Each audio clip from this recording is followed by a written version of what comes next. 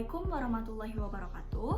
Perkenalkan, nama saya Tiara Zudianisa dengan NIM G1D1211148 dari kelas F akan menjelaskan materi tentang teori dan konsep potret pembangunan kesehatan dan SKN atau Sistem Kesehatan Nasional. Pembangunan kesehatan merupakan usaha yang bertujuan untuk menumbuhkan kemauan serta kesadaran setiap orang akan pentingnya kesehatan guna meningkatkan derajat kesehatan masyarakat.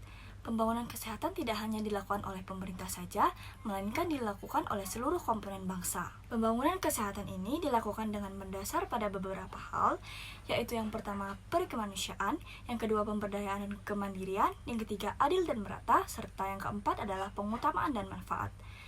Agar tercapainya pembangunan kesehatan, maka diperlukan dukungan dari Sistem Kesehatan Nasional atau yang bisa disingkat SKN yang berperan penting sebagai acuan pembentukan undang-undang tentang kesehatan.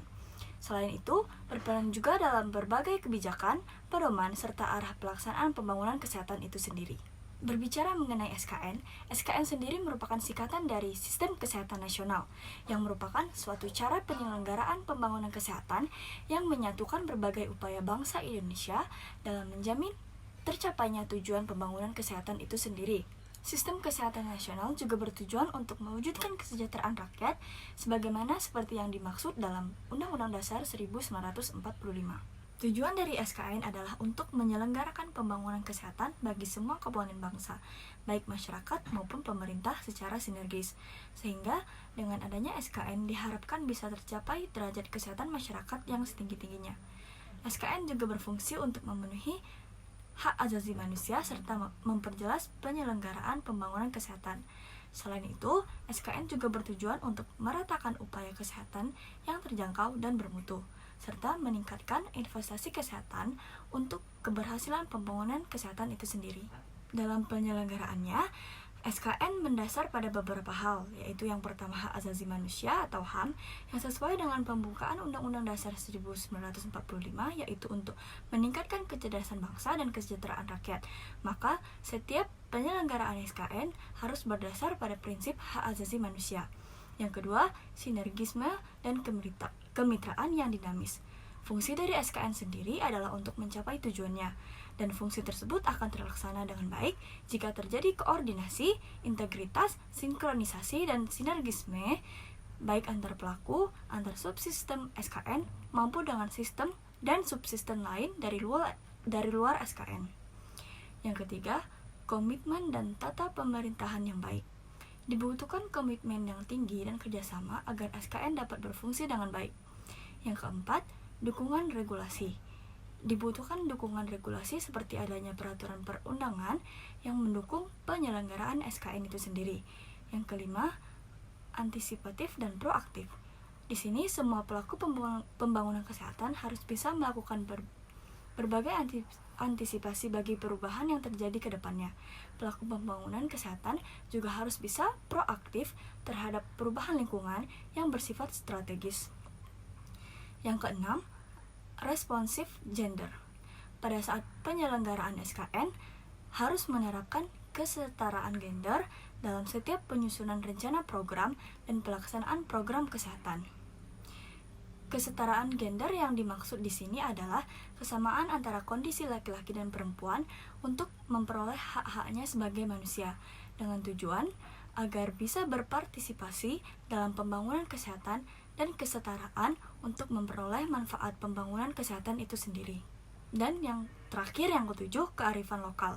Pembangunan daerah di bidang kesehatan harus sejalan dengan SKN pastinya, sehingga nantinya akan dapat disesuaikan dengan kondisi dan kebutuhan masyarakat di daerah, terutama dalam pelayanan kesehatan. Selanjutnya mengenai landasan penyelenggaraan SKN. Yang pertama, landasan ideal yaitu Pancasila. Yang kedua, landasan konstitusional yaitu Undang-Undang Dasar 1945, terutama pada pasal 28A dan pasal lainnya yang bisa dilihat pada tampilan layar. Yang ketiga dan yang terakhir yaitu landasan operasional, yaitu meliputi ketentuan perundangan yang berkaitan dengan penyelenggaraan SKN dan pembangunan kesehatan. Berikutnya mengenai pembiayaan kesehatan. Pembiayaan kesehatan merupakan faktor utama dalam penyelenggaraan SKN. Pembiayaan kesehatan bertujuan untuk membangun upaya kesehatan secara merata, terjangkau, dan bermutu bagi seluruh masyarakat yang dialokasikan secara adil. Pemerintah memiliki kewajiban untuk menanggung pembiayaan kesehatan untuk masyarakat miskin dan tidak mampu. Ada 3 unsur utama dalam subsistem pembiayaan kesehatan, yaitu yang pertama dana, yang kedua sumber dana, dan yang ketiga pengelolaan dana kesehatan. Pembahasan terakhir yaitu mengenai pelaksanaan SKN. Pelaksanaan upaya kesehatan terdiri dari kesehatan fisik, mental, intelijensia, dan sosial. Upaya kesehatan memiliki 3 tingkatan, yaitu upaya kesehatan primer, sekunder, dan tersier. Yang pertama, upaya kesehatan primer. Upaya kesehatan primer mencakup pelayanan kesehatan perorangan primer dan pelayanan kesehatan masyarakat primer.